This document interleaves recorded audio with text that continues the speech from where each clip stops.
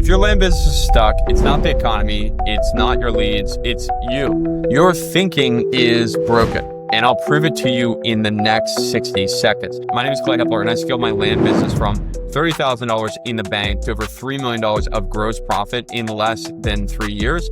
And today I'm going to talk to you about the exact system I use with my multi-six-figure, seven-figure clients to take their business to the next level. I've never talked about this on social media, literally ever.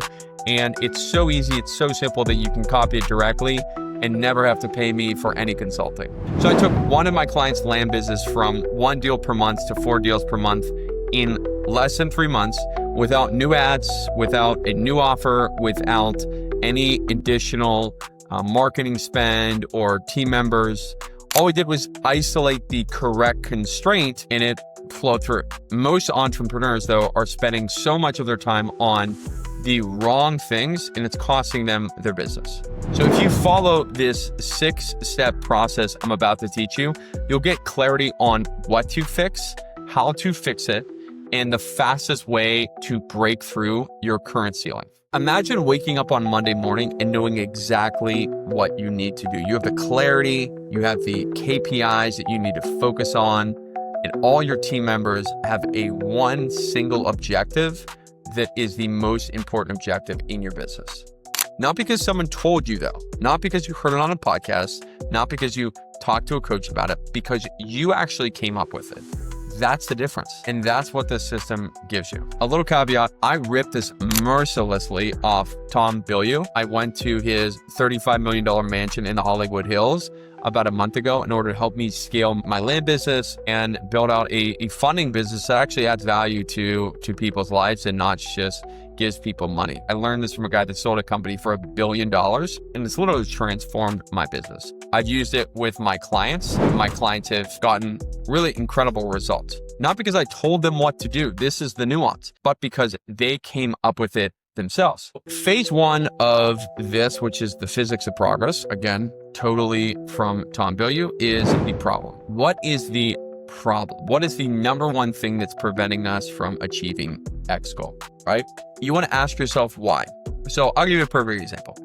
Our PSA to close rate went from 65% to 13%, which is absolutely abysmal. That became like we're locking up 20, 25 deals a month, but we're not actually closing them. And so why is that? We had to go through, we had to ask why. Like, well, why are we not closing 65, 70%, which is really healthy for a land business? Why are we closing 13? We realized, hey, it was there. We believe that it is because of our underwriting. So after we uncovered the underwriting, you ask another why. You ask this 5 times, you go deep, deep, deep, deep, deep. What we realized is we needed to have a meeting at disposition to acquisitions and create this feedback loop. Our departments weren't actually communicating with each other.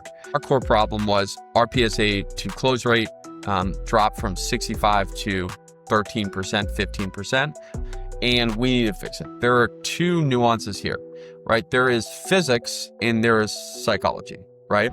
So physics is market shifts, right? So you might say our deal cycle is 90 days, right? And an increase in 90 days.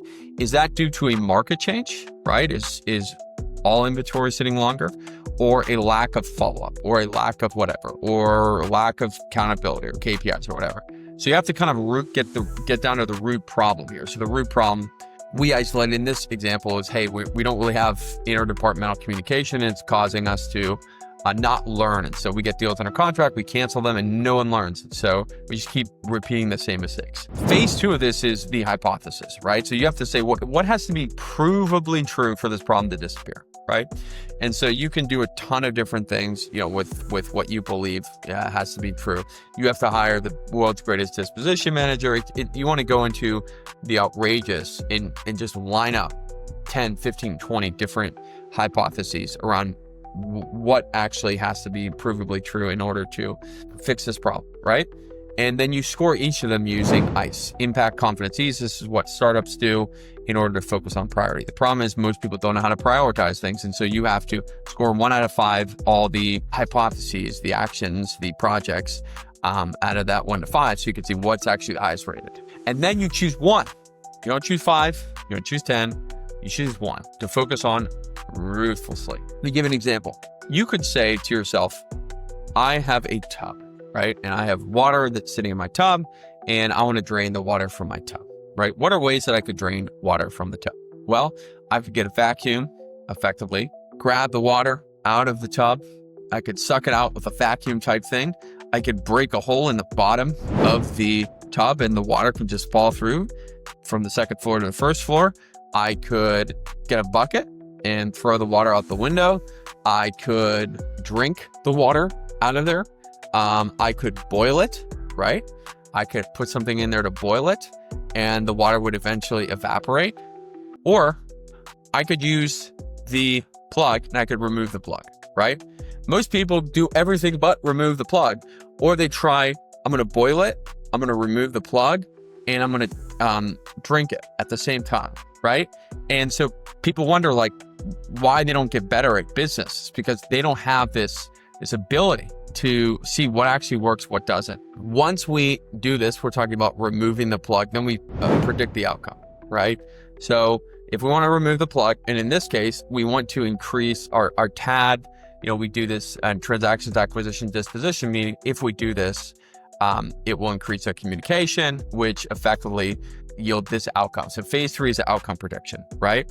So we believe that this will reduce our PSA to close rate from 65 from 13 to 50, because we looked and we saw that 60% of the reason why we canceled deals was because of underwriting. So you have to have all these variables, right? So the outcome prediction becomes that. And then we give it a confidence score after that, right? And then phase 4 is, guess what?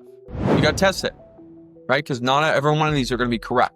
So we do exactly what, by exactly who, by exactly when. So we are going to have 4 TAD meetings run by Clay by the end of September. This is what they're going to look like. After we have an outcome prediction, we have to then do the test of the hypothesis, right? It's like, well, if we remove the plug, we expect the water to leave in 60 seconds, right? The goal was we want to remove the water from the tub in a minute, 2 minutes, right?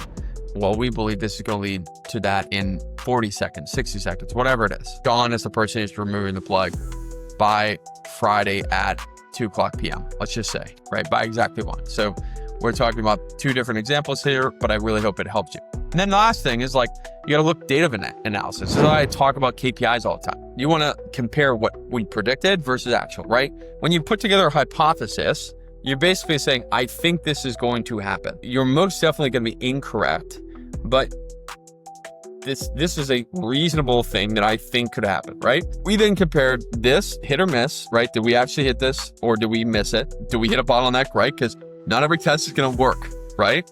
But the reason why we focus on one test at one time is because we can't track more than one test. It overwhelms our team massively. We also want to say, did we actually execute the test the right way? In this case, with the TAD meeting, do we follow all the things that we said we were going to follow in the TAD meeting? Or did some weeks we do it and some weeks we didn't, right? And then that's when we track the KPIs. So every one of these should have a KPIs assigned to it. Like I said, for the PSA to close rate, we went from 13 to 50%, for example. We think that the TAD meeting is going to contribute to that, right?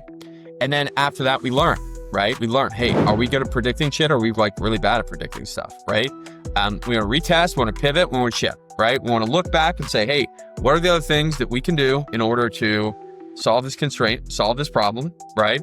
It could have been the list that you made earlier, right? It could be a new list because you have new information, but it's really about focusing on that one thing, the one core lever that you can pull. Now you can pull multiple levers if they're complementary, but I find with me, in my clients, that it's really hard to pull multiple levers. It just gets more difficult. So I hope this was helpful. This is how I help my 6-figure clients fix all their problems in their land business, right? And you can apply this right away. Now, of course, if you want to work with me one-on-one, you can do that. You can apply down below. It is not for beginner investors, but happy to work with people. Usually the people that I work with are anywhere between $300K to $1 million in gross profit. And they're trying to get that traction in their business. If you got benefit from this, please rate, review, and subscribe. Leave a comment down below to see if there's any problem that you have. Happy to walk through the physics of progress here with you down below. If you want to have more deep dives like this on a weekly basis, you could subscribe to the Land Letter as well. down below in the comments. Until next week, crush it.